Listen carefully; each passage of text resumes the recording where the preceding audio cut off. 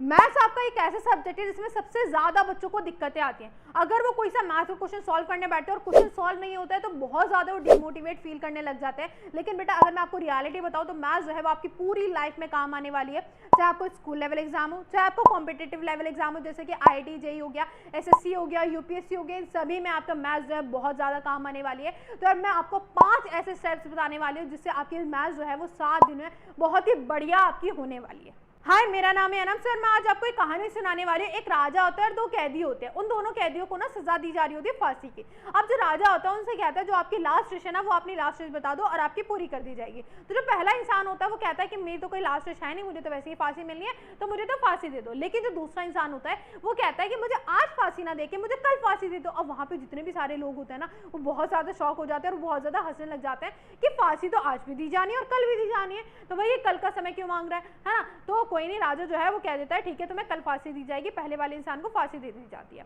अब उस दिन क्या होता है, उस रात क्या होता है, राजा जो है किसी ने उसको मार दिया होता है राजा को, और वो मर जाता है। तो अगले दिन क्या होता है, जितने भी सारे कैदी होते हैं उनको आजाद कर दिया जाता है। अब कहानी सुनाने का मेन मोटिव यह है कि जो दूसरा इंसान था ना उसने अपनी होप नहीं छोड़ी। उसने सोचा कि एक दिन अगर मुझे मिलता है तो शायद ऐसा कुछ चमत्कार हो जाए, ये शायद ऐसा कुछ हो जाए जिससे मुझे फांसी ना मिले, और वैसा ही हुआ। उसने अपनी होप नहीं छोड़ी और वो फांसी से बच गया। तो आपको भी यही करना है। अगर आपसे कोई क्वेश्चन मैथ्स में सॉल्व नहीं होता है तो आपको अपनी होप नहीं छोड़नी है। 2 तरीके के स्टूडेंट होते हैं। सबसे पहला स्टूडेंट ये होता है कि अगर वो मैथ्स के क्वेश्चन सॉल्व करने बैठता है तो अपनी उम्मीद छोड़ देता है और कॉपी किताबें बंद करके बैठ जाता है, मुझसे तो हो ही नहीं रहा है। लेकिन दूसरे तरीका का स्टूडेंट ये होता है कि अगर उससे क्वेश्चन सॉल्व नहीं हो रहा है तो ट्राई करता रहता है। अगर वो भी फिर से सॉल्व नहीं हो रहा है तो दूसरा क्वेश्चन ट्राई करता है, लेकिन वो अपनी होप नहीं छोड़ता है। तो आपको भी अपनी होप नहीं छोड़नी है। मैं आपको ऐसे 5 स्टेप बताने वाली हूँ जिससे आप 7 दिन में अपना मैथ्स के एग्जाम में टॉप कर सकते हो।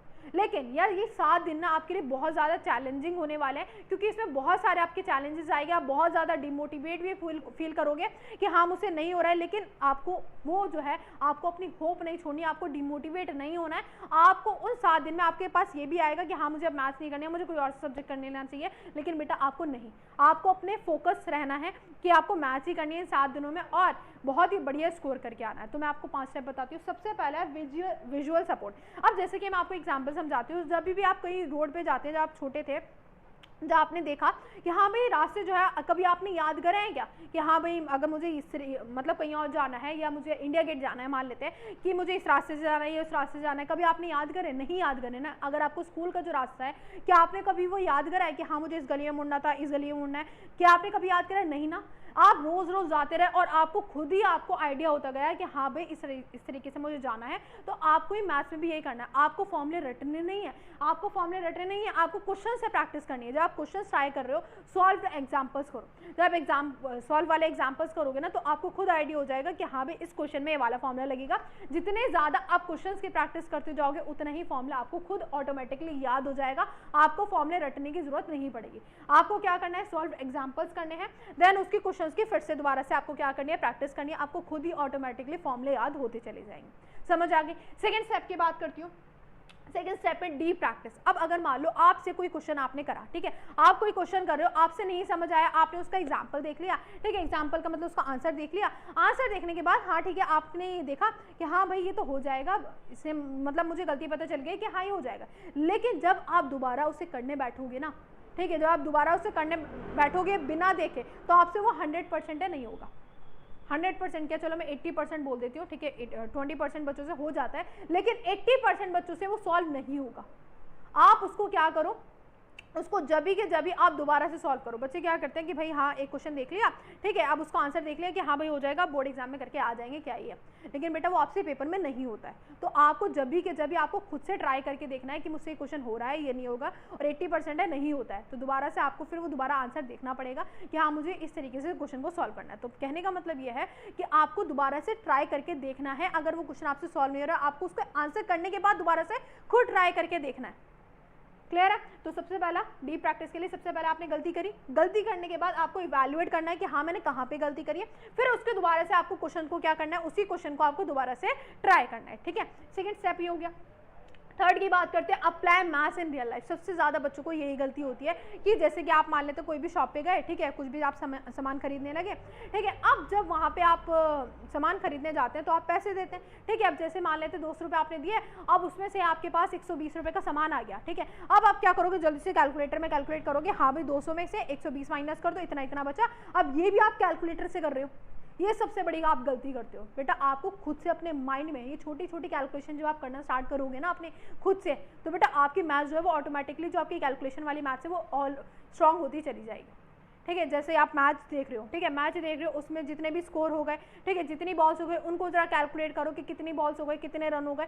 सारी ये जो चीज़ है ना आपको कैलकुलेटर से कैलकुलेट नहीं करनी है, अपने माइंड से कैलकुलेट करनी है। इससे आपकी मैथ जो है बहुत ज़्यादा स्ट्रांग होने वाली है।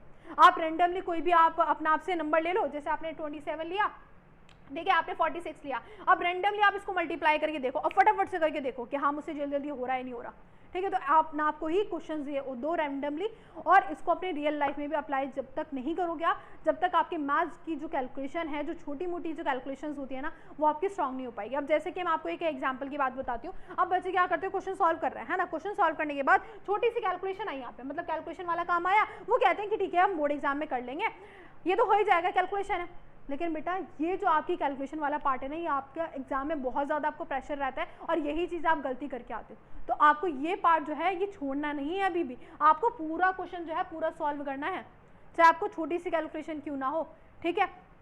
और यही चीज़ आप अपने एग्जाम में भी मिस्टेक करके आ जाते हो। तो ये जो कैलकुलेशन वाला पार्ट है ये आपको पूरा तरीके से पूरा जो क्वेश्चन है वो आपको पूरा सॉल्व करना है और पूरा ही आपको आंसर निकालना है। क्लियर? अब आ जाते हैं अपने नेक्स्ट पॉइंट पे, एक टाइप के दो क्वेश्चन। अब बच्चे क्या करते हैं, भाई एक क्वेश्चन कर लिया, ठीक है, एक क्वेश्चन कर लिया हमने, अब उसी के 10-10 क्वेश्चन लगे पड़े करने में, लगे पड़े। बेटा कोई फायदा है? ऐसा तो है नहीं कि सिर्फ वो एक ही क्वेश्चन का टाइप आने वाला है, आपके एग्जाम में अलग अलग टाइप आता है ना, है ना। तो आपको बस मैक्सिमम आपको 2 क्वेश्चन करने हैं, ताकि आपको ये हो जाए कि हाँ भाई पहले मैंने क्वेश्चन कर लिया है, ठीक है, इस तरीके से होगा। अब मुझे दोबारा से प्रैक्टिस करने के लिए, हाँ कि मुझे आया या नहीं आया क्वेश्चन, तो इसलिए मैं दूसरा क्वेश्चन प्रैक्टिस कर रहा हूँ। सिर्फ आपको एक टाइप के 2 क्वेश्चन करने हैं, ज़्यादा प्रैक्टिस नहीं करनी है। बेटा अलग अलग टाइप के प्रैक्टिस करो ना, ठीक है, ताकि क्योंकि आपके जो एग्जाम है वो अलग अलग टाइप के क्वेश्चन आएंगे, एक ही टाइप के थोड़ी आएंगे। तो आपको सिर्फ एक क्वेश्चन के 2 ही टाइप करने हैं, इससे ज़्यादा आपको कुछ नहीं करना है। क्लियर?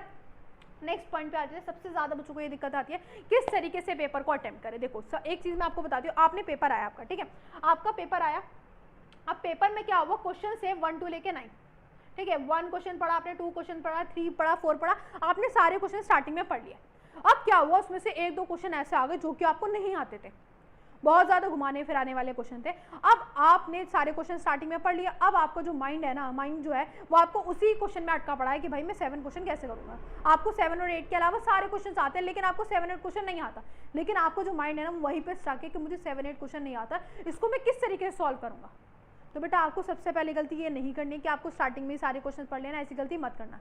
जो जो आप क्वेश्चन करते जा रहे हो ना, जैसे आपने पहला क्वेश्चन करा, ठीक है, तो पहला क्वेश्चन पढ़ो ओनली, ठीक है, उसका आंसर लिख दिया, फिर दूसरा क्वेश्चन पढ़ा उसको कर लिया, तीसरा क्वेश्चन पढ़ा उसको कर लिया, जो जो आते जा रहे हैं उनको करते चले जाओ। सबसे पहले ये नहीं करना जो नहीं आ रहा कि उसी पे माइंड स्टक करके रख रखा है कि हाँ भाई ये नहीं आ रहा मैं इसको कैसे करूँगा, उसके चक्कर में सारे क्वेश्चन छोड़ के आ रहे हो।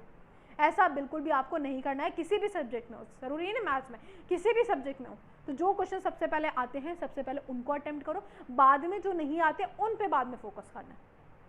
क्लियर है? तो ये आपके ऐसे 5 पॉइंट हैं जिससे आप अपना जो मैथ्स एग्जाम है बहुत बढ़िया तरीके से आप कर सकते हो। जो भी आपकी कैलकुलेशन है, किस तरीके से कैलकुलेशन करनी है, किस तरीके से फॉर्मूले याद करने हैं, ठीक है, फॉर्मूले मैंने बता दिया, किस तरीके से क्वेश्चन प्रैक्टिस करनी है, मिस्टेक्स को आपको एनालाइज करना है, इवैल्यूएट करना है, ठीक है। ये सारी चीज़ें अगर आपने फोकस कर ली तो बेटा बहुत बढ़िया तरीके से आप मैथ्स के एग्जाम में अच्छे मार्क्स लेकर आ सकते हो। बस आपका फोकस ये रहना चाहिए कि मुझे गिव अप नहीं करना है, मुझे 95+ लेकर आने अपने एग्जाम में, एंड मुझे कंसिस्टेंट रहना है कि हर रोज़ मुझे 2 घंटा या 3 घंटा पढ़ाई करनी है। बस आपको कंसिस्टेंसी बनाए रखनी है।